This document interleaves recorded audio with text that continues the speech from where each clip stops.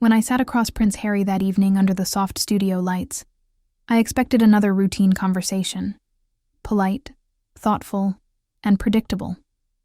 The usual talk about the British monarchy, mental health, and charity. But as soon as I looked into his eyes, I sensed something different.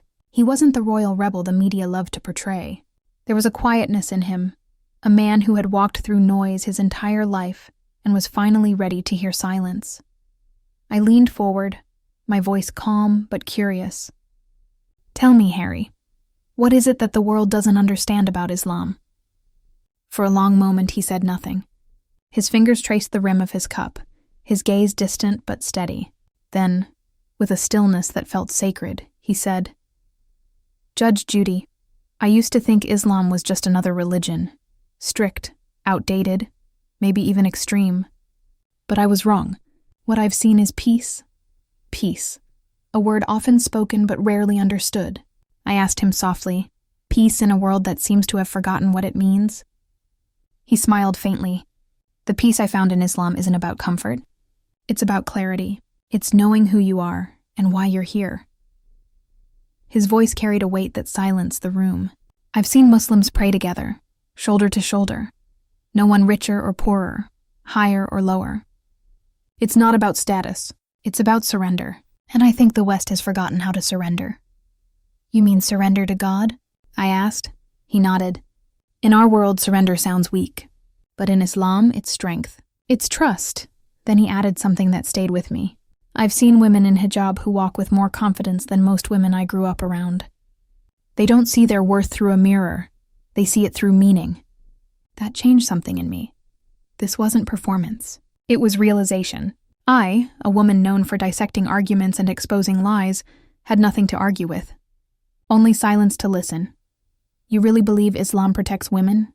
I asked. He met my eyes. "Better than the world that claims to free them. Islam doesn't tell women they're free when they show more. It tells them they're already worthy. Their dignity doesn't need validation." That line hit me harder than I expected. For years I'd watched feminism become a battlefield. Rights turned into slogans. Freedom turned into fashion. But what he described was something deeper, rooted in reverence, not rebellion. "So what did that teach you?" I asked quietly. He smiled.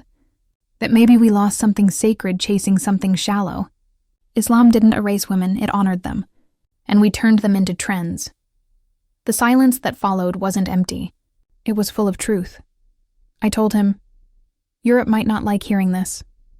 He exhaled and smiled calmly. "I know, but maybe it's time they do." His conviction was unnerving. Not arrogance, not defiance, just peace. And I realized the real shock wasn't in his words. It was in his courage to speak them. When the cameras stopped rolling, I sat there staring at the empty chair. The young prince who grew up in castles had just spoken about prayer mats. The man raised in power was now talking about peace. And I, the judge who spent a lifetime defining justice, was learning it anew, from faith. The next morning, headlines exploded. Did Prince Harry really say Islam protects women? Some called it brave, others called it betrayal. Yet beyond all the noise, people were listening. Muslims, Christians, atheists, all writing to say that interview made them think differently. But not everyone was pleased. Producers told me to tone it down. "You're giving religion too much light, Judy. This isn't good optics." Optics. A word that means image, not truth. Comfort, not courage. Days later, someone from the royal circle told me the interview had woken something up in him. That he was reading, reflecting, studying quietly. I wasn't surprised. When truth hits, it doesn't make noise. It makes reflection. At a European policy forum, a journalist smirked.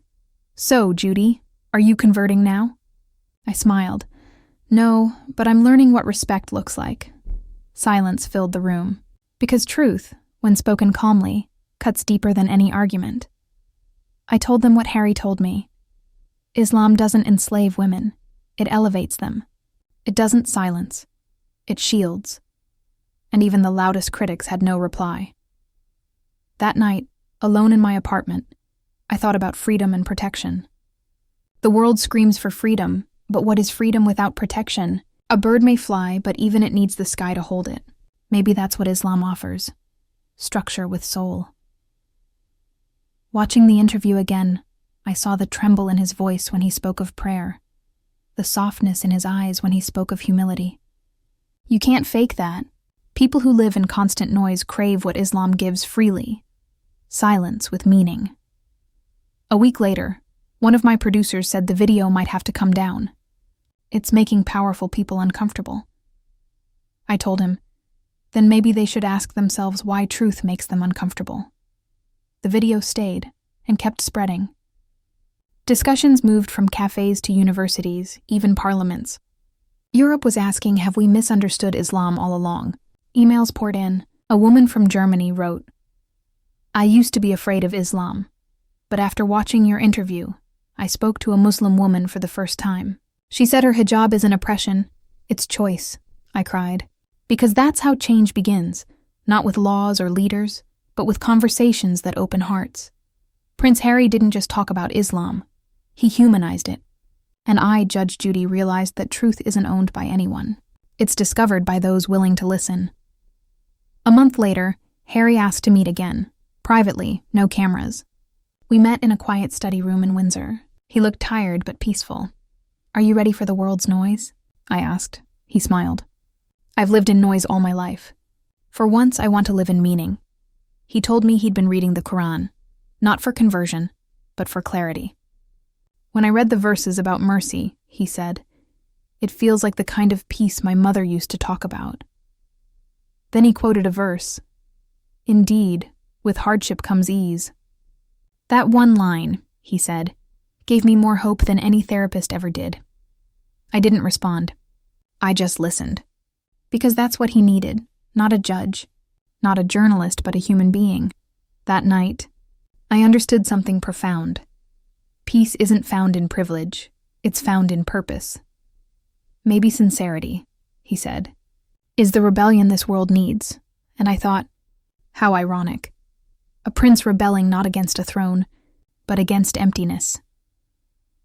Weeks later, his words continued to ripple through Europe. Some mocked, others pondered, but many began to listen. For the first time, conversations replaced confrontations. One message still stays with me. Judge Judy. My father stopped talking to me when I converted to Islam. After your interview, he called me and said, maybe I was wrong. That's the real impact. Not ratings, not headlines, but hearts healing. The day I visited a mosque for the first time, barefoot and quiet, I finally understood what Harry meant. Peace doesn't need applause. It just needs sincerity. And as I left, a young woman said, thank you for listening. I smiled. No, thank you for reminding us that faith isn't fear. It's freedom with purpose. That night, as I drove through London's quiet streets, I realized something simple but powerful. The conversation that shook Europe didn't happen on camera. It happened in hearts. Because maybe Islam was never the stranger. Maybe we were. And sometimes, it takes a prince to remind a world what grace looks like.